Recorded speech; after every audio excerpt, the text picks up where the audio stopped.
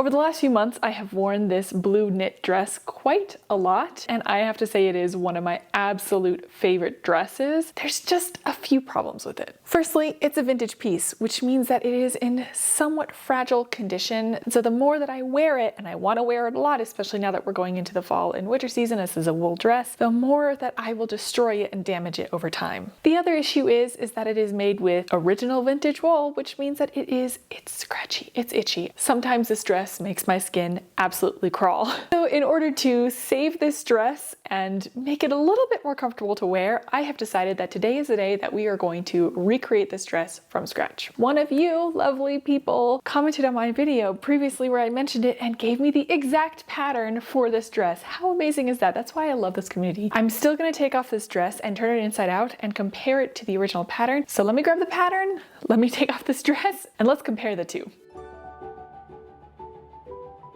Here is the absolute wonderful dress. At the waist, we have a casing. Let me show that to you a little closer. So here's a casing. Mine does not have the elastic anymore, but this casing is often mentioned in hand knit dress patterns around the waist that you can feed elastic through there and then it'll really cinch in around your waist. The top looks like it is not knit in pieces. This is a raglan style construction. You can kind of see that diagonal seam coming from the neckline to just under the arm right here, but it looks like it's done all in one. Usually patterns from around this time, even the raglan patterns, are knit in sections and then sewn together, so we're gonna have to do some thinking about that when we take this to the machine. We have here the tag. I think this is so cool. It says hand knit model of Bear Brands yarns. It doesn't have a style, doesn't have a book, but again, we figured out which one it was because of you all. I don't know how common this was. I've never seen anything like it. It has one more tag down here, which is yarns made in USA, hand knitted in Japan. Of course, we have this accent in crocheted all around the collar that then continues down like the front faux button band. And the skirt and the top look like they're two separate pieces that are sewn together with some pleating in the skirts to match up with the measurements for the top. Here is the magazine that the pattern is from. It is Bear Brands volume 349 and it is style 2490. Here's the original dress pattern and it looks so similar. Although when I wear it a little bit more open, mainly because I am missing the snap closures at the top. The original pattern is written in 3 sizes for bust size 36, 38, and 40. I usually knit bust sizes 38. Let me go see what the measurements are on this piece and we'll check and see maybe which one I am going to knit. The waist across on this one is 16 at bust line buttoned. So I usually measure from like approximately armpit to armpit. This is just under 20 inches. So I'm wondering if this was knit to a 38-inch bust and it's kind of stretched over time. Let's see the length of the skirt. I think in the pattern says 30 inches and it is at 27.5 inches, and I actually find that length to be really nice. I don't want it any longer. The next thing to check to see what size this was made in is to do some stitch counting, and maybe that will illuminate a little bit more what size this was knit to, and I'll probably do it on the sleeves because that's the fewest stitches to count. I ended up counting exactly 82 stitches, which is the smallest size. Even though the measurements ended up being bigger than the biggest size, which I think just happens with wear and time. Let me see if I can count somewhere else and double check some of these measurements. This looks like only 4 stitches were cast on, which supports the idea that this is knit to the smallest size, even though it's stretched out over time. This was knit actually to a size 36, which to me, I think I'm going to knit a size 38 because I'm going to knit it to the original gauge, and I'm going to make the skirt 27 inches long because I do like the length of this original skirt. We're going to start with the skirt just like the pattern has a start with the skirt down here. For my size, I might be able to just make it on my knitting machine. Would I like to knit this by hand? Of course, but I am still trying to heal my wrists a little bit, so I think that this is a perfect candidate to do on my machine. The amount of stitches to cast on for the skirt is 400. Now that's way too much for my knitting machine. However, I do have 200 needles on my machine, so if I split it in 2, that would work. Like, it would just be just right for this to work, which kind of feels like it's meant to be. There's still a few things that we're gonna have to talk about on how I'm gonna change this to make it work for my knitting machine. And the first thing that we always have to do, should we make a gauge swatch? Yes. Are we going to? Probably not. But I really should, and I really am going to. It doesn't take too long in a machine. And let me show you the yarn that I've chosen for this, because I'm very excited about this yarn. The yarn that we're gonna be using is Stroll Tweed. This is the accent color, and I have a whole bunch of it. And the main color, so it's this beautiful, very, very deep pine, like forest green. It looks it's so hard to see on camera, unfortunately. It's called Sequoia Heather. Green and blue are my favorite colors to wear and to make things out of, so I'm really pleased with this. The gauge for this piece is 8 stitches an inch and 11 rows an inch. I'm gonna first wind this ball into a center pole ball because this does not play nicely with my machine. It's gonna take a while to do all of it, but I'm just gonna start with this first one so we can at least get a gauge swatch out of the way.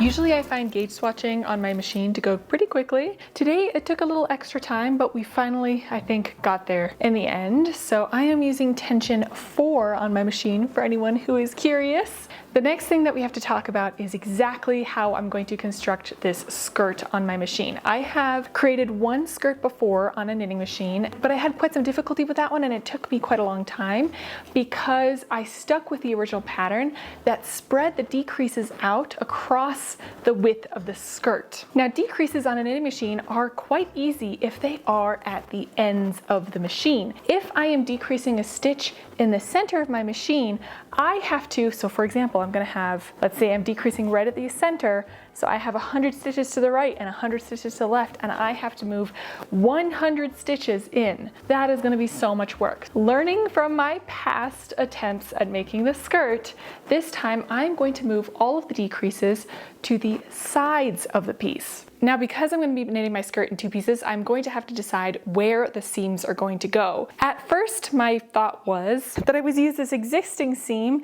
as my seam bit, but that means that the other seam will be directly down the center of my butt crack, which I feel like would be odd. And if I have a lot of decreases right there, it will really focus in on that point, which I'm personally not trying to do. So instead, I'm going to put my skirt seams right at the sides, which is a little bit more typical, and then you'll have some decreases that kind of come together right there. I think that'll make a really pretty effect. I'm trying things out. We'll see how it goes. The other note about this whole piece is that the bottom of this skirt is kept straight with a crochet border and heavy blocking. Stockinette stitch wants to curl under on itself and does not want to hang straight. So the original vintage piece in the instructions and the one that I'm wearing has this lovely crochet border. It looks very nice, I like it, but crocheting around the entire bottom edge of this is going to take some time, and I'm afraid that it actually won't sit nice and flat. So I'm going to take some inspiration from my Regency knit dress, and at the bottom I created this hanging hem, hung hem or fold over hem, where you basically just tuck the knit piece underneath and you keep on knitting from both sides. So it's a nice rolled over hem.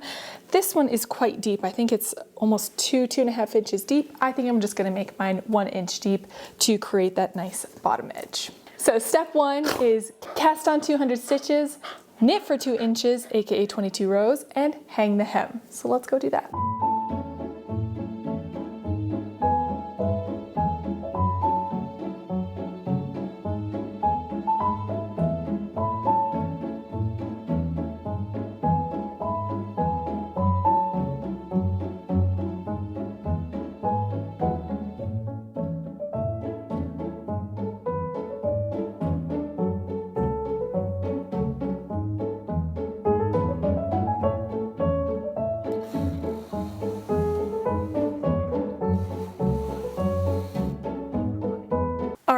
I have knit 5 inches at the bottom here, and the next set of instructions says to have a first decrease round.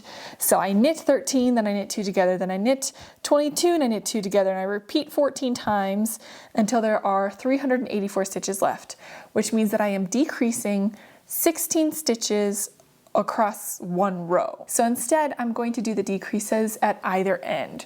So each one row will be 2 stitches decreased, 1 at each end. I need to decrease 16 stitches, so just doing 1 row decrease is not going to be enough. However, between the decrease rounds, I'm knitting 33 rows, aka 3 inches. So I need to decrease 16 stitches over 33 rows, or every row is a 2 decrease, so it's really 8 decrease rows across 33 rows. So I kind of want to split that a little bit evenly. I'm going to go sit down at my computer because there are a total of 10 decrease rows with differing amounts of inches in between decreases. So I'm going to write out my decrease rows to make sure I get them right, because I don't want to mess this up. Let me go sit down at my computer and let me figure all of this out. Took a bit of math and quite a bit of time, but I now have my screen open opposite me with basically all of the decreases that I need to do and how many rows I need to hit at those particular decreases. What I wish I would have done is keep track of how long this takes. This has been taking me. I think I can go back and estimate based on the video footage for the first bit, but for all the next bits, I'm gonna go ahead and time myself so I can give you somewhat of an idea of how long it's going to take me to make an entire dress on the knitting machine / with crochet trip. Let's keep going and let's see how long the rest of this front panel will take me. I'm starting with the front.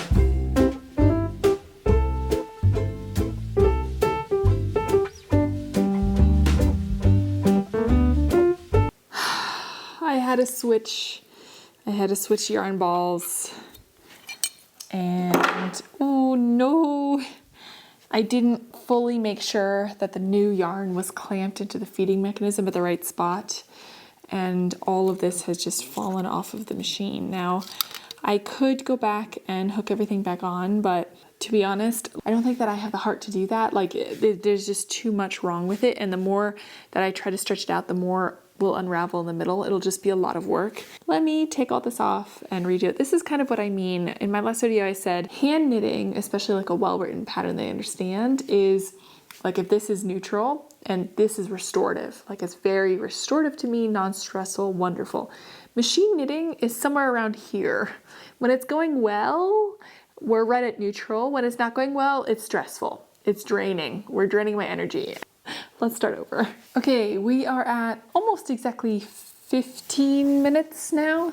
So that's 15 minutes of knitting on the wrong piece, taking it off and kind of fixing it. I'm gonna reset my stopwatch and recast on, and I hope the rest of this goes a little bit more smoothly.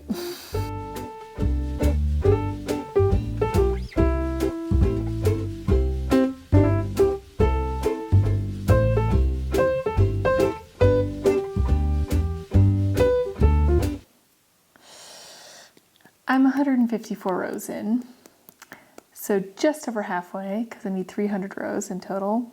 And the reason I'm making this face is because it just hit me. I'm doing all of the decreases for both the front and the back in just the front section.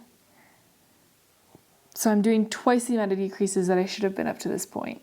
I've been working on this front side since casting on for 52 minutes, so just as an idea, halfway in a little less than an hour. So I think I can finish a panel in about 2 hours, give or take. This one is also not gonna go anywhere because I messed it up once again. I'm smiling, but I'm kind of crying internally.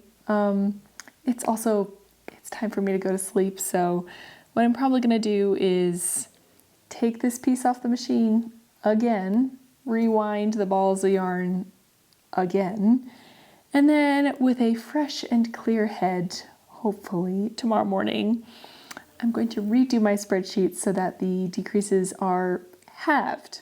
Translating knitting to machine knitting, like it's not always, it's not the worst, but I didn't take a second to think through it long enough, so my bad.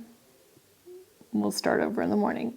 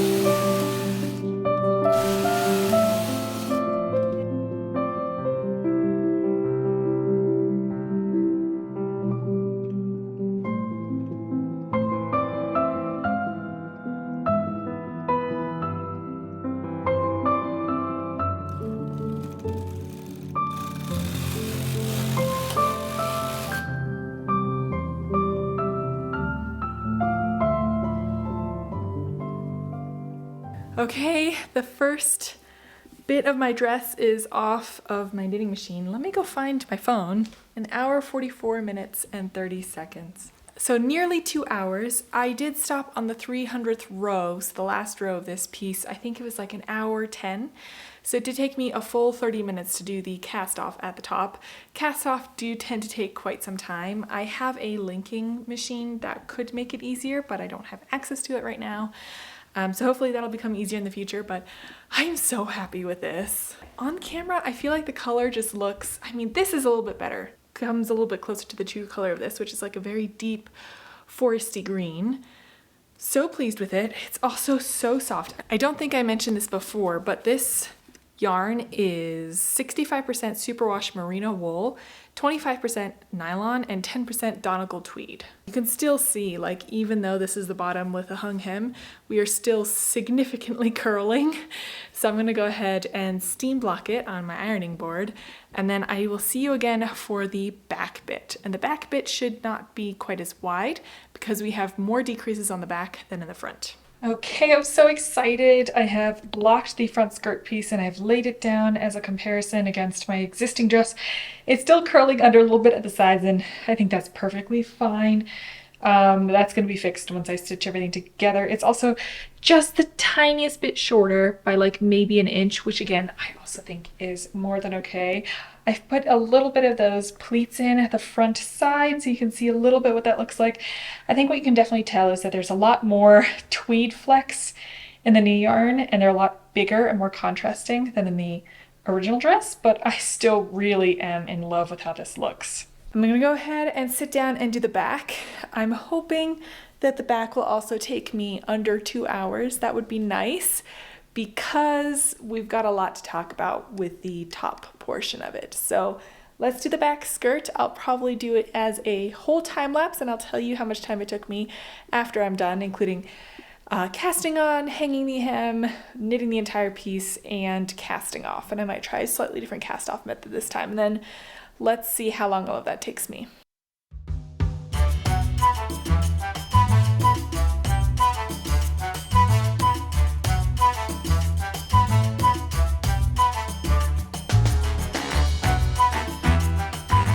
And the back skirt portion is off the machine, and that took 1 hour and 33 minutes, closer to 34 minutes. So I guess 3 hours and 19 minutes to make the skirt on my knitting machine. So let me go block this, and then let me take a look at the instructions, and I think it might be time to strategize what to do for the top of this dress.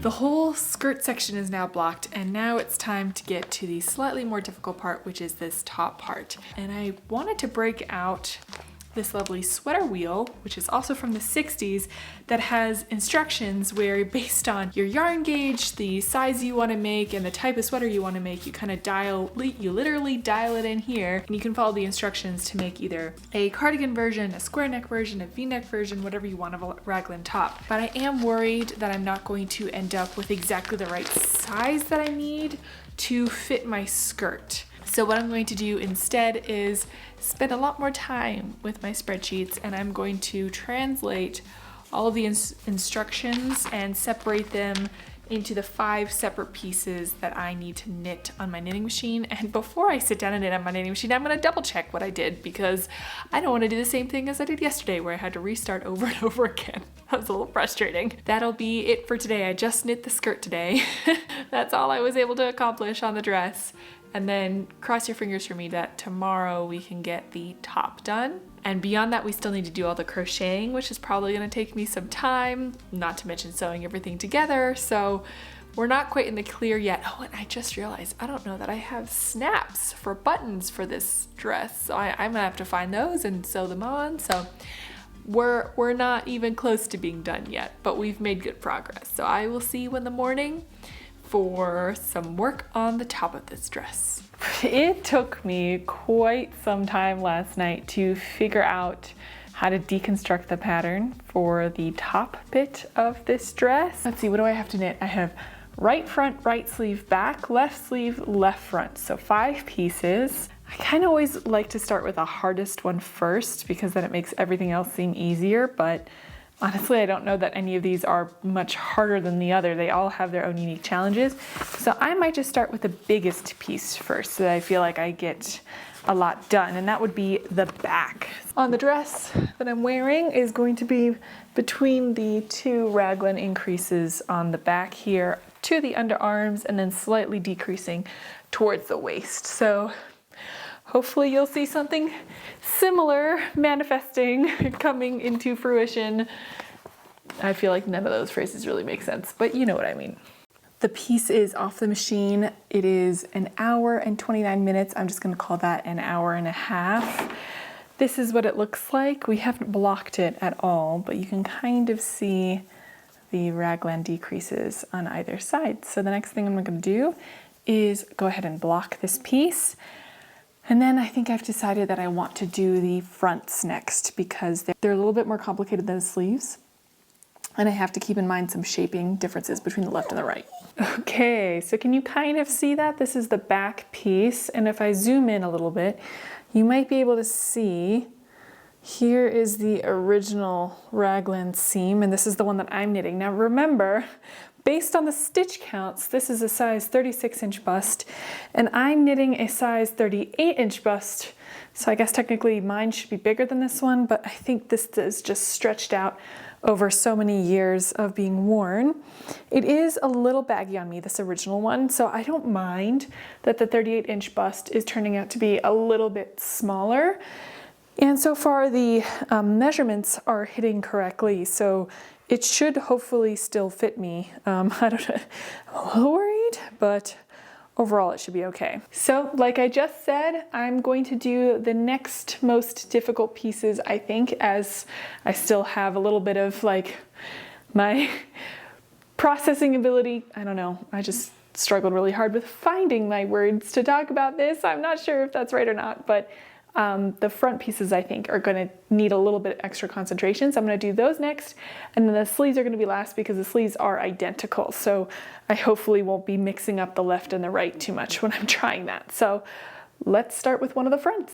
I wanted to chime in really quickly before I forget to update you all. I have finished, well, I thought I was working on the right front. Turns out it is the left front. It's not blocked, so it's just curled in on itself. 55 minutes, 15 seconds. I'll round it up to 1 hour, let's say. Editing me can put up how long this entire project has gone so far. First, without the false starts, and then I'll try to include my best estimate for what it was like including all of the false starts that I didn't include in the beginning. So this is how long it's taken up to this point. I have the other front and 2 sleeves left, so 3 pieces. I've made skirt front, skirt back, back, front, 4 pieces, and I have 3 left to go. I will continue working on this evening, but it'll be dark by then because I've also changed, I don't know if you noticed, I actually coach soccer, so I have to go coach the soccer, and I'll be right back, and then we will continue with this dress. Both of the fronts are now done, and we only have 2 pieces left.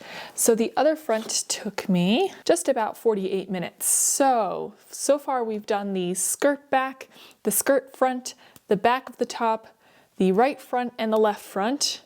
And this is how much time I've spent on everything. We have just the sleeves left. Oh, one last thing before we get to that.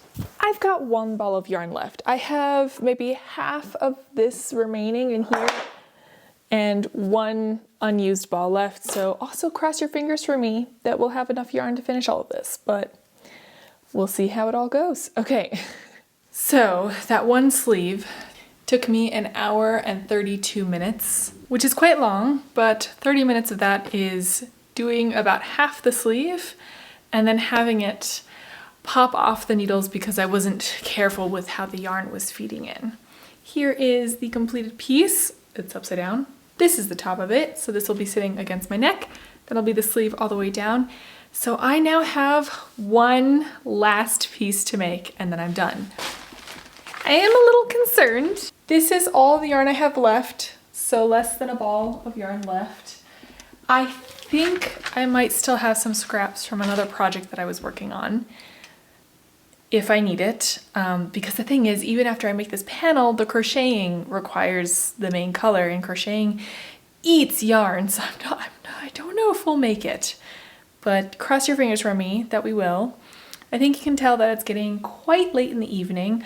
I'm gonna take a little bit of a break because my brain is a little, I love using my knitting machine. It does get things done quite quickly.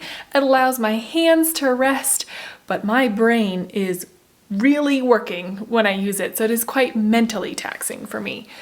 I think I probably have said that like a million times by now. Sorry for repeating myself all the time.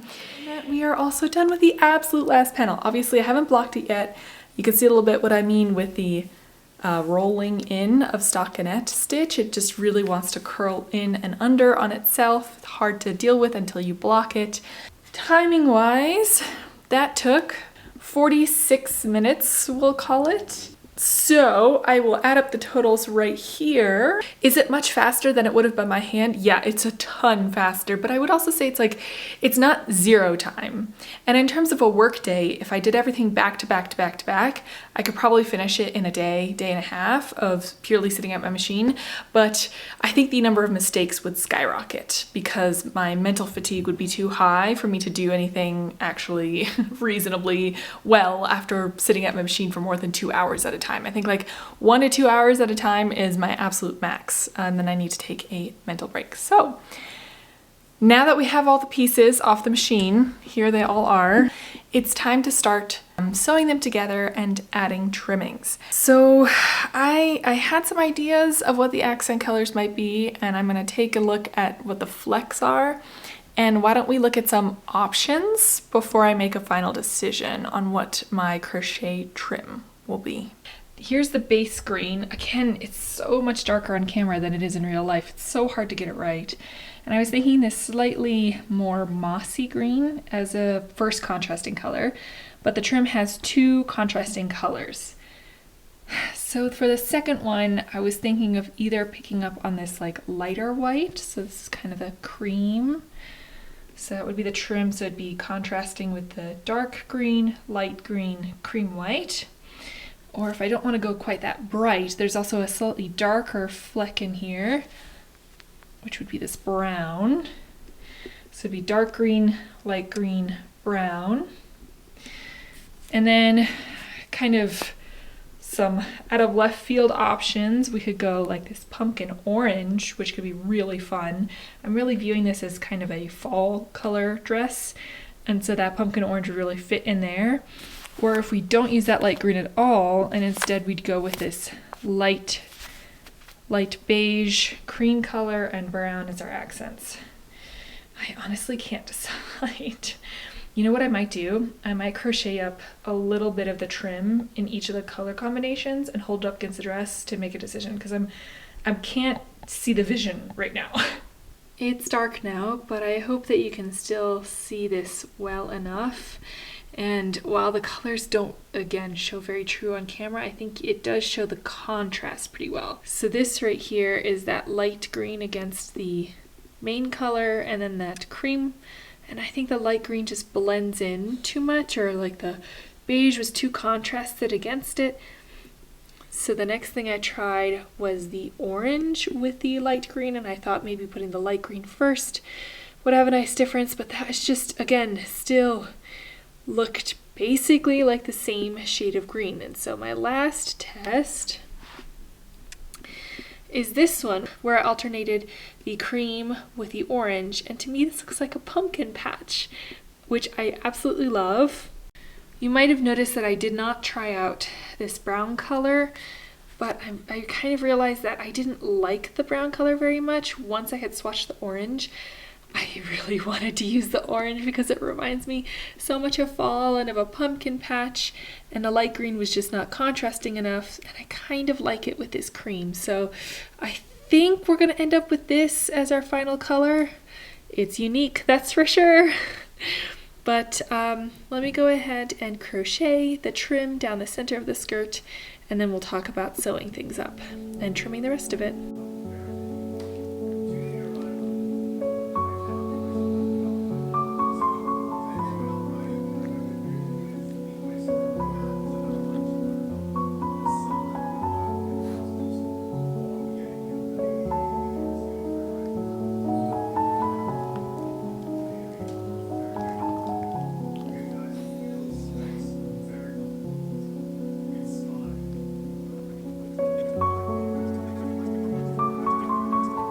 The crocheting really took me some time, but it is now done. I would estimate that I was crocheting for a good 6 hours to get the entirety of this border done. I'm a slow crocheter in comparison to my knitting, but even hand knitting, I'm much faster knitting than I am crocheting. So there's the border. I love how it looks. It really reminds me of a pumpkin patch, which makes me so happy. So now it's time to sew all of the pieces together. So I'm going to start with the skirt and sew that together.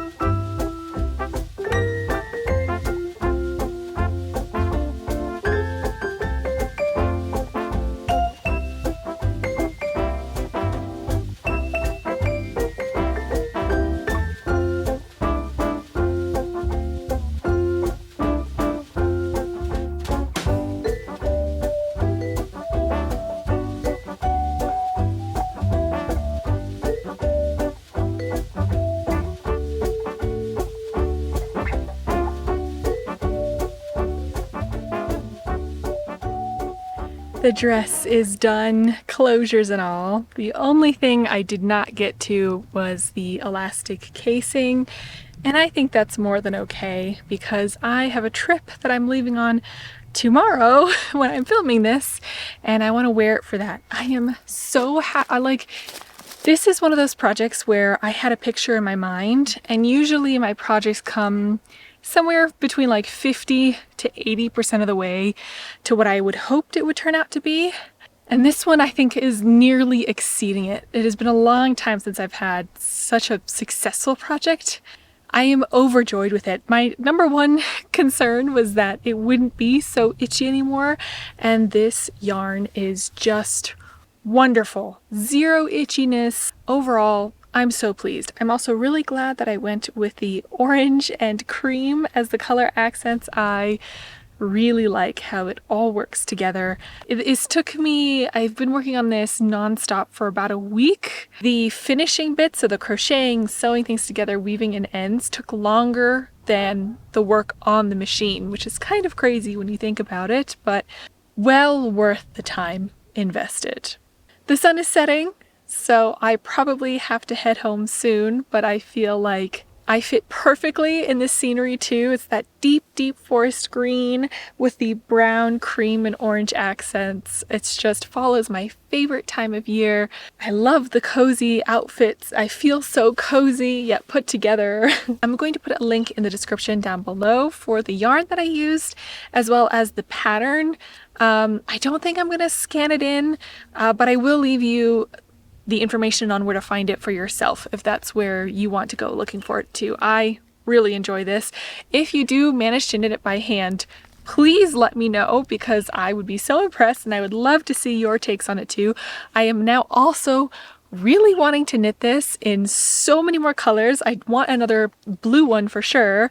Then I want like a summer version and a spring version. I just want like a week's worth of these dresses in different color combinations that I could wear.